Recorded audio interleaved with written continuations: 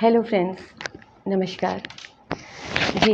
आप सबके साथ मैं फिर से एक बार रूबरू हुई हूँ और हम सब आज फिर एक बहुत ही महत्वपूर्ण विषय पर बात करेंगे। मैं सबसे पहले फिर से एक बार आपका तहे दिल से धन्यवाद देना चाहती हूँ। आप सब इतना मुझे स्नेह दे रहे हैं, आप मुझे सब्सक्राइब कर रहे हैं, मुझे लाइक कर रहे हैं, कमेंट कर रहे हैं और मेरे सब्सक्राइबर्स बढ़ते जा रहे हैं, तो मुझे इस बात की बेहद खुशी है।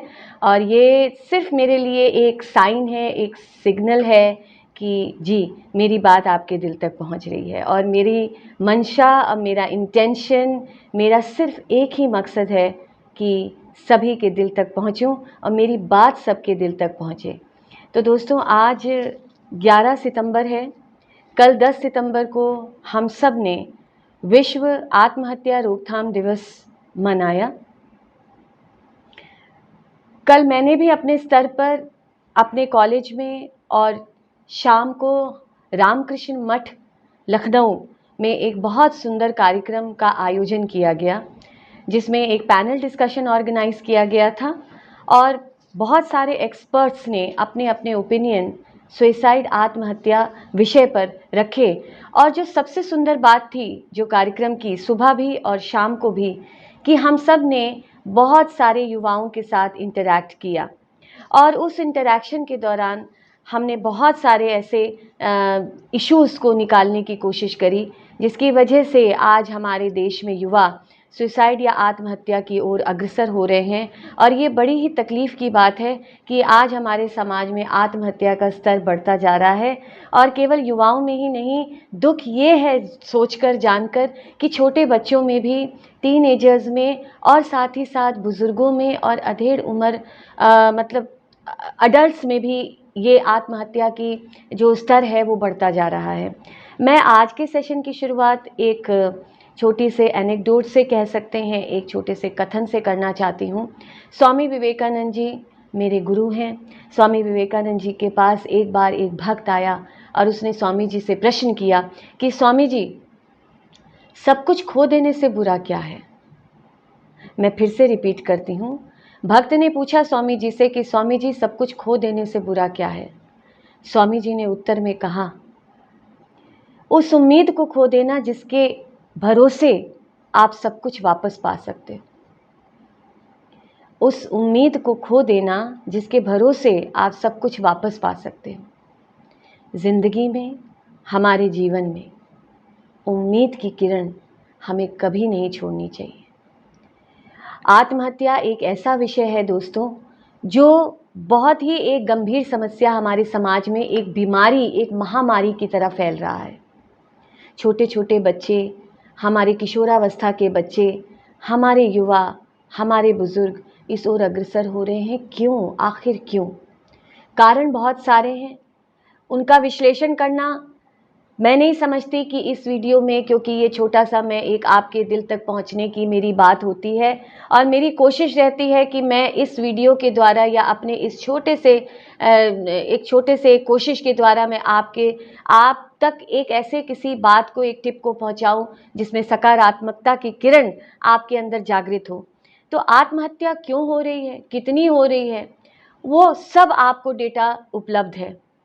हम सब हर रोज़ न्यूज़पेपर्स में, सोशल मीडिया प्लेटफॉर्म्स में ये समझ रहे हैं, ये जान रहे हैं कि कितने स्तर से आत्महत्या बढ़ रहा है, किन में बढ़ रहा है, क्यों बढ़ रहा है।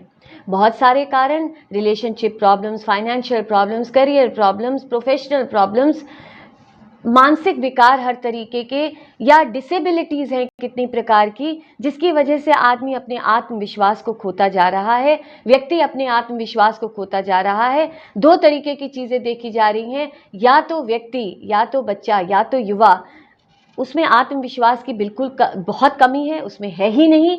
और या तो इतना कॉन्फिडेंट है, इतना ओवर कॉन्फिडेंट है, इतना ज़्यादा उसके अंदर एक नेगेटिव या इतना ओवर कॉन्फिडेंस है कि वो सोचता है कि वो जो कुछ सोच रहा है, जो समझ रहा है, जो कर रहा है, वो सही कर रहा है, जिसकी वजह से उसके अंदर एक्सपेक्टेशंस बहुत ज़्यादा बढ़ रही हैं, जिसके अंदर, और जब एक्सपेक्टेशंस पूरी नहीं होती हैं दोस्तों, स्वाभाविक सी बात है कि हमें फ्रस्ट्रेशन, इरिटेशन, हमारे अंदर इस तरीके के issues, mental health problems develop हो जाते हैं और हम डिप्रेशन में या एंग्जाइटी में चले जाते हैं, हम तनाव में आ जाते हैं। देखिए इश्यूज़ बहुत सारे हैं, उनको विस्तार में हम ज़रूर लेना चाहेंगे। जैसे डिप्रेशन और सैडनेस में फ़र्क है। आज लोगों ने डिप्रेशन को एक स्टेटस सिंबल बना लिया है, ये भी बात सामने आ रही है। मैं डिप्रेशन में हूँ, मैं डिप्रेशन में हूँ, और डिप्रेशन की दवाइयाँ लेने चले जाते हैं। हमें ये समझनी है बात दोस्तों, आत्महत्या हो या किसी भी प्रकार का मानसिक विकार हो, सारी जड़ हमारी सोच है। आज ज़रूरत किस चीज़ की है, मेरे इस बात पे गौर करिएगा। और बहुत लंबा आपको मैं लेक्चर देने यहाँ नहीं बैठी हूँ। अगर हम थोड़ा रुक कर, थम कर, कुछ पल के लिए अपने विचारों को टटोल लें, अपने विचारों का एनालिसिस कर लें, उनका विश्लेषण कर लें। जैसे आपने कुछ सेकंड्स के लिए पॉज लिया जीवन में, आप जहाँ कहीं भी हैं थोड़ी देर बैठ जाइए, शांति से सोचिए, इस समय मेरे मन में, मेरे दिमाग में किस प्रकार के विचार चल रहे हैं। आर दे पॉजिटिव और आर दे नेगेटिव? क्या मैं नकारात्मक सोच रहा हूँ या मैं सकारात्मक सोच रहा हूँ? अगर मैं नकारात्मक सोच रही हूँ या सोच रहा हूँ, मेरे अंदर इस तरीके के विचार चल रहे हैं कि मैं क्यों हूँ, कौन हूँ, क्या करना चाहता हूँ, मेरे जीवन में तो कोई भी मुझे लक्ष्य नहीं दिख रहा, मैं तो बेकार हूँ और मैं तो फेलियर हूँ और मुझे तो कोई पसंद नहीं करता, मुझे कोई प्यार नहीं करता। अगर इस तरीके के विचार चल रहे हैं, नकारात्मक विचार चल रहे हैं, तो रुकिए, सोचिए, थमिए। अगर आपके मन में एक विचार आया है, मुझे कोई प्यार नहीं करता, क्या ये वास्तविकता है? अपने आप से हमें सवाल करना है, is it really true that nobody loves me? नहीं, हमें बहुत लोग हैं प्यार करने वाले। पलट कर देखिए, लिस्ट बनाइए बैठकर कि मुझे कौन लाइक करता है, मुझे कौन चाहता है, मुझे कौन प्यार करता है। और सबसे बड़ा प्यार करने वाला तो वो ईश्वर है, दैट डिवाइन पावर, जिसके हम अंश हैं और जो हमें हर स्थिति में, हम जैसे भी हैं, जो भी हैं, हमें लाइक करते हैं, हमें प्यार करते हैं। दोस्तों, आज ज़रूरत सबसे पहली है कि हम अपने आप को स्वीकार करें। हम जैसे भी हैं, जो भी हैं, हम बहुत अच्छे हैं। कोई भी इंसान इस धरती पर परफेक्ट नहीं है। Nobody is perfect. Nobody. Nobody. Yes, my dear friends, we cannot be perfect. We are a mixture of positives and negatives. हम सब के अंदर अच्छाइयाँ भी हैं और बुराइयाँ भी हैं। ज़रूरत इस चीज़ की है कि हम अपनी बुराइयों को, अपनी नेगेटिविटीज़ को, अपनी वीकनेसेस को स्वीकार करें। जिस पल हमें अपनी इन बातों को स्वीकार करना आ जाएगा ना, हम उस पर काम करना शुरू कर देंगे। और जब हम स्वीकार करके उस पर काम करना शुरू कर देंगे तो आत्महत्या की बात तो दूर दूर तक कोई नहीं आएगी।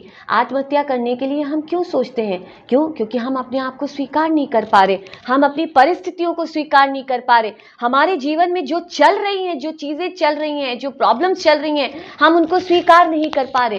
क्यों नहीं कर पा रहे? प्रॉब्लम्स आज हैं, कल नहीं रहेंगी, लेकिन प्रॉब्लम रहेगी।